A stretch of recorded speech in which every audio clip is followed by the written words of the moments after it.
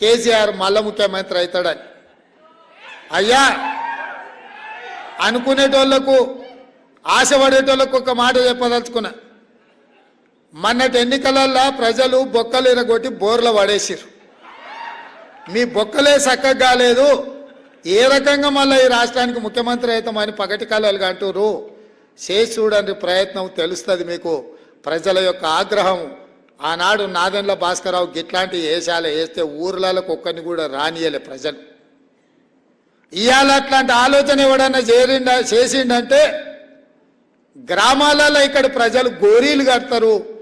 మళ్ళీ మీ గోరి మీరు కట్టించుకోవాలనుకుంటే బతుకుండగానే తెలంగాణ ప్రజలు మీకు గోరి కట్టాలనుకుంటే ఇట్లాంటి విపరీతమైన కోరికలు మీ మెదడులో వస్తాయి. అది మీ ఒంటికి ఇంటికి మంచిది కాదు.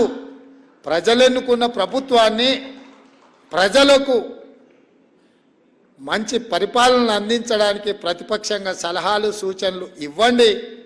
మా ప్రభుత్వం ఎప్పుడు ద్వారాలు తెరిసే ఉన్నాయి. చేతనైతే సలహాలు ఇవ్వండి, ప్రతిపక్ష పాత్ర పోషించండి తప్ప. అక్క కూడా ఇంతకుముందు అన్నది, ఏంది తమ్మి వాడు గని మాటలు మాట్లాడుతుంటే నువ్వేం అంటలేవని. నేను అక్కతో చెప్పిన, అక్క వాడిని అక్కసే వెళ్ళగక్కుతున్నాడు, మనకెందుకు, మనం కుర్చీలో కూర్చోవడమే వానికి చేసే శిక్ష.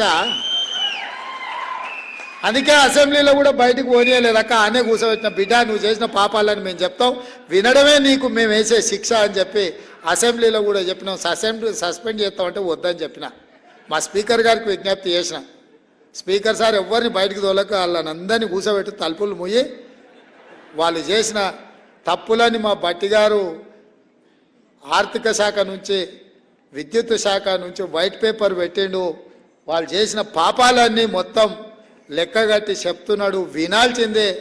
ఆ పాపాలు చేసిన ఆ ఘోరాలు ప్రజలకు చెప్తున్నప్పుడు వాళ్ళు వినాల్సిందే అని చెప్పి నేను చెప్పడం జరిగింది.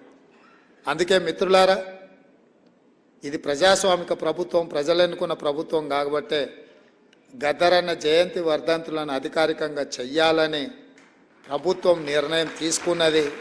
దాన్ని శాసనం చేయడం జరిగింది. ఇదే కాదు, మొన్న సినీ ప్రముఖులందరూ కూడా నన్ను కలవడానికి వచ్చి